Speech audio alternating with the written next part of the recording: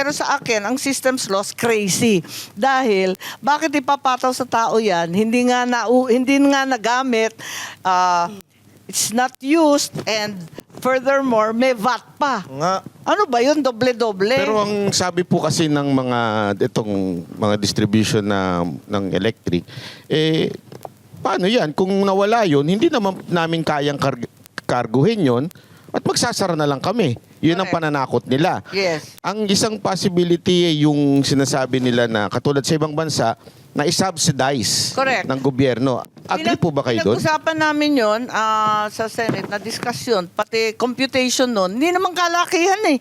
Kung tutuusin, hindi naman kalakihan. Yung ibang electric co-op na talagang kumikita, dapat at least bigay na nila. Yung iba naman na talagang medyo hirap, pwede naman maghati-hati sa gobyerno.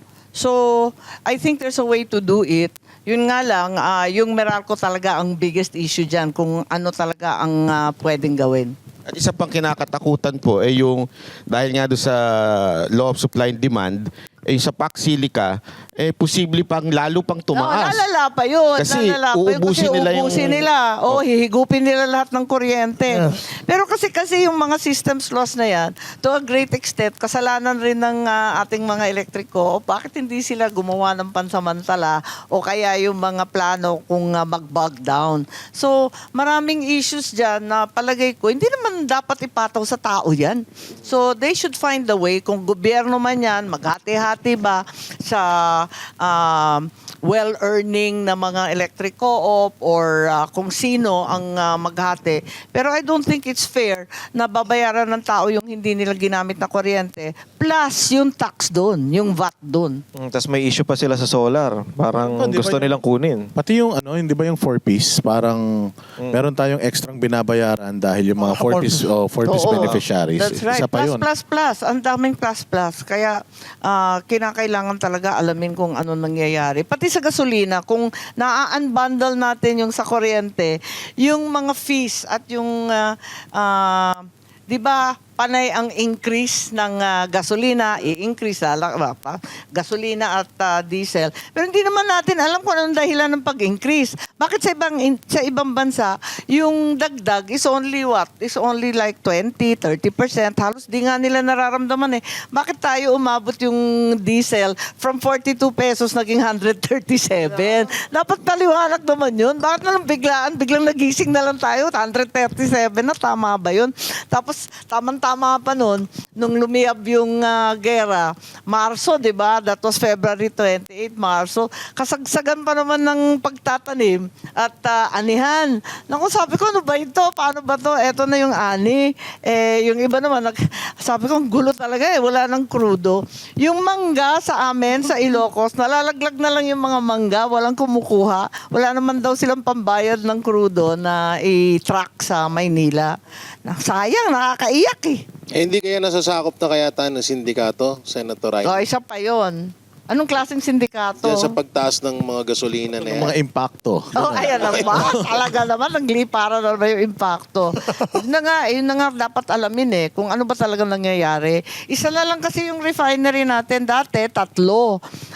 Ewan ko ano nangyari. Pauro nga Pilipinas eh, Petron na lang ang may-ari ng iisang refinery natin. So, yan, talagang maasa lang tayo sa kanila. Pagkatapos yung iba na nag-i-import, ayan, magtataka ka rin eh, di ba? Kasi, ang dami-daming maliliit na gasolinahan sa probinsya na never heard.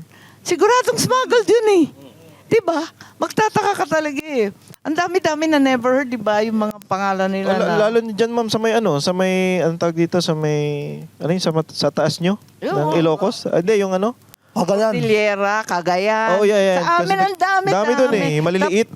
Tapos papunta rin sa Mindanao. Mga never heard din. Magtataka ka, tas ang mura sa Mindanao. Sabi ko, saan kaya galing to? Palagay ko katakot-takot na smuggling yan. Kaso, kung dumaan sa customs, hindi na smuggling yun. Official na yun. Ito, Senator Amy, may iba naman po. Matagal na ninyong isinusulong ang food security. Saan bahagi ng sektor ng agrikultura dapat maglaan ng mas malaking pondo ang pamahalaan? Well, ang maliwanag, unang-una, walang agricultural investment. Walang nag-i-invest sa bukid. So, for example, yung irigasyon natin, isang malaking racket na lang. Yung irigasyon, nung pinatayo yung Pantabangan, it was the biggest in Asia. Pero lumit na lang siya ng lumit, halos wala na siyang tubig. Pagkat yun nga, umuulan na lamang pag bagyo. Ayun, yung Magat, wasak-wasak na rin yung sa Isabela. Pagkatapos yung Angat, sila pa rin. Hindi nadagdagan yung sana sa Iloilo, yung Halaor, hindi pa nadadagdagan. So there's no investment in the countryside. Kasi nga, sino mag-i-invest na hindi nga kumikita? Yun ang problema. So the government should really invest. And then yun nga, yung mga post-harvest. Nakikita naman natin yung mga palay, di ba? Dinadaanan natin sa NLEX. Hindi naman maayos. So we lose 23% of all our harvest doon sa post-harvest. Ang ayos-ayos sa Vietnam, sa Thailand, ang gaganda ng kanilang mga mill, mga rice mill, ayos-ayos. So yun, madami tayong problema sa agriculture, walang investment. Ang pinakakawawa pang sektor, yung mga isda, yung mga mangingisda. Unang-una, yung coastal natin is 2.5 times poorer than any other sector. Punta ka sa anumang coastal, di ba? Talagang hirap. And then sasabihin pa, ganito pa, climate change pa, mayat-maya sasabihin, bawal magpalaot. Paano ka naman nun? Huwag mo nang kakain ng mga bagets at bawal Pinipigilan pa daw magpalaot. tayong mangisda dyan sa South China Sea. Tama. Yung mga, ang dami, Vietnamese, Taiwanese, Chinese, name it, kompleto sila, nandyan sila. And even Jensan, na dating number 1, 2 na capital of the world, nako, nangungulelat na rin. Kawawa talaga. So, we really have to invest, tutukan talaga yung agriculture. At yun nga, hindi na maganda sabihin, pero from time to time, nakakadinig na ako ng farmer suicide, katulad ng India. Nung nakaraang taon, mga 6 ang nabalitaan ko. Nagpadala na lang kami ng tulong, pero masamang signos yun malas yun di ba? At talagang nakakalungkot. Pero sa tingin nyo, ma'am, balanse ba yung relasyon natin sa US at China? Ano ba to? Kailangan ba nating baguhin yan? Tayo yung host, di ba, ng ASEAN. So sana, pagkakataon sana yon, kasi naging outlier tayo, parang outside the Colombo tayo sa ASEAN. Kasi yung ASEAN talagang naninimbang na dapat hindi sila kakampi sa one side or the other side. Ang gusto talaga nila, in the middle lang sila. Siyempre, kapitbahay mo yung China. At the same time, gusto naman nila ng tulong ng US. So good shot sila all around. At nakukuha nila yung investment all around. Ultimo yung Laos, magugulat ka, meron na silang mga bullet train. Nakakaingit Oo, grabe. Tayo, wala pa. May racket. Magkaka-racket tayo, ma'am. Oo, malapit. Buti pa sila. Ayun na nga, so, marami sila nakukuha ng investment. At the same time, nakakakuha rin ng Malaysia and Indonesia, mga Google, Amazon, data center, nauna na sila sa atin.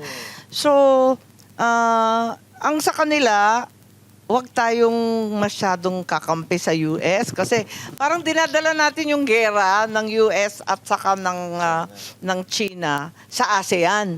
Pati yung mga kapitbahay natin, nanganganib, natatakot sila. Ba't daw pinapalapit dito? May edka pa tayo. So nagagalit sila. Sana, pagkakataon nitong ASEAN presidency, it should have been an opportunity to talk to our neighbors. Kasi, di ba, kapitbahay yan barangay Asia yan dapat kakampi mo.